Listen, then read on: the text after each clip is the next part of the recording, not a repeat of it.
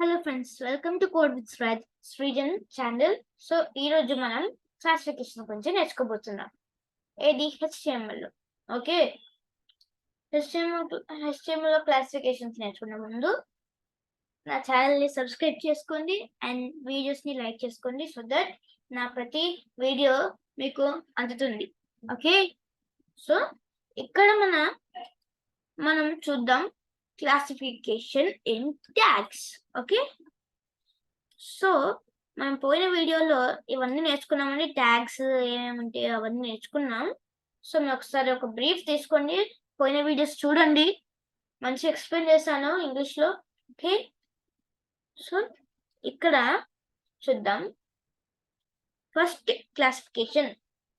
అసలైతే క్లాసిఫికేషన్స్ ఉండేవి రెండు. ఓకే, అందులో ఒకటి మన classification based on space. Okay, classification based on space లో రెండు ఉంటాయి కామన్ గా. ఒకటేమో బ్లాక్ లెవెల్ ట్యాగ్స్, ఇంకోటేమో inline tags. Block level tags కి ఎగ్జాంపుల్ ఏదో చూద్దాం. ఓకే, బ్లాక్ లెవెల్ ట్యాగ్స్ కి ఎగ్జాంపుల్ కళ్ళ ముందు జరుగుతున్న H1 ట్యాగ్. ఓకే, చాలా ముఖ్యమైన ట్యాగ్ కదా ఇది. Yes, H1 tag. Okay, heading tag. ఇప్పుడు చూస్తున్నారే, ఇదే H1 ట్యాగ్. ఈ H1 ట్యాగ్ కి నేను ఒక CSS కాంపోనెంట్ అప్లోడ్ పెట్టాను, స్టైల్లో బ్యాక్గ్రౌండ్ కలర్ అని. చూద్దాం, దీని అవుట్పుట్ చూద్దామే. ఓకే,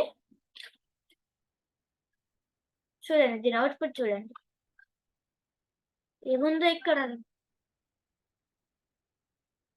సారీ, ఇది అండి అవుట్పుట్. సారీ, ఇక్కడ మనం H1 ట్యాగ్ చూస్తున్నారా? హాయ్, మనం అదే పెట్టామా? చూసారా, మనం అదే పెట్టాం H1 ట్యాగ్ లో. H1 ట్యాగ్ హాయ్ పెట్టాం. ఇప్పుడు మీరు చూస్తే ఈ కలర్ మొత్తం లోకి అప్లై అయ్యింది. సో దీన్ని బట్టి ఏంటిదంటే మన H1 ట్యాగ్ రో మొత్తం తన అండర్ లోకి తీసుకుంటుంది. అంటే H1 మొత్తం స్పేస్ ని బ్లాక్ చేసేస్తుంది.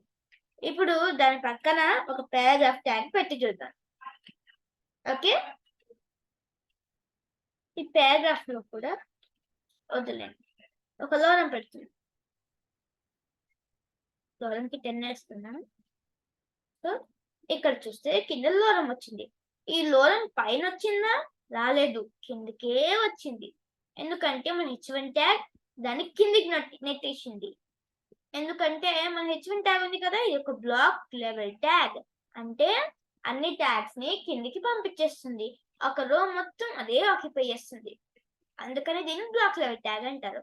ఓకే, అర్థమైందా బ్లాక్ లెవెల్ ట్యాగ్స్ అంటే? ఇప్పుడు ఇన్లైన్ ట్యాగ్స్.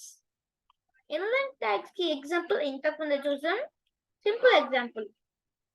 ఓకే, అదే పారాగ్రాఫ్ ట్యాగ్.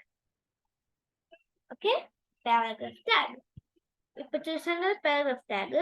దీని పక్కన ఇంకో ట్యాగ్ పెడుతున్నాం, ఇటాలిక్ ట్యాగ్. ఫార్మాటింగ్ ట్యాగ్స్ మనకు తెలిసే ఉంటది. ఓకే,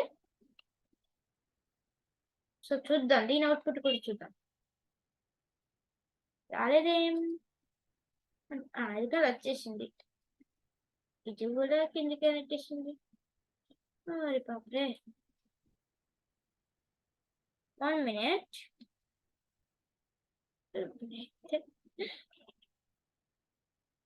సో సారీ, ఇంకో ట్యాగ్ పెట్టి చూద్దాం, బోల్డ్ tag.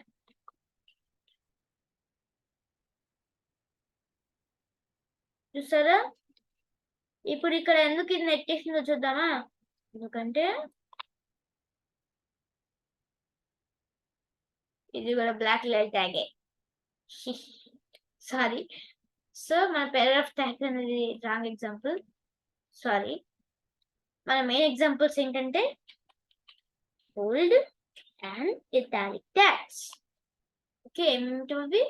Bold and italic tags. ఈ రెండు అనేవి మనకి ఇన్లైన్ ట్యాగ్స్ అన్నమాట.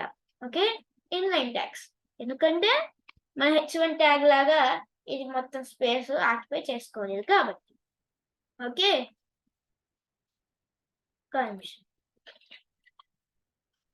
ఇప్పుడు మీకు బ్రేక్ ట్యాగ్ గురించి కూడా చెప్పబోతున్నా. బ్రేక్ ట్యాగ్ ఏం చేస్తదంటే, ఒక ట్యాగ్‌కి ఇంకో ట్యాగ్ మధ్యలో స్పేస్ క్రియేట్ చేస్తుంది. ఓకే. సో, ఇప్పుడు ఈ 2 అతుక్కుపోతున్నాయి గదా! ఓకే. 2 అతుక్కుపోతున్నాయి గదా! 2 చూసారా? 2 అతుక్కుపోతున్నాయి. వేరే లైన్‌కి రాట్లేదు. వీటిని విడదీద్దాం. ఓకే. వీటి మధ్యలో పుల్లలు పెడదాం. చూద్దాం. దానికి మనకి సహాయం చేసేది బ్రేక్ ట్యాగ్. ఓకే. 1 మినిట్.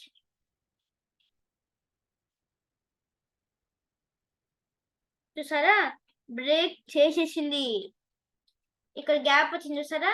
వద్దు నాకు ఇంకా వేరే లైన్‌కెళ్ళాలంటే మన దీన్నే డూప్లికేట్ చేసేసుకుందాం. ఇంకోటి పెట్టేస్తే ఇంకొక స్పేస్ వచ్చేస్తది.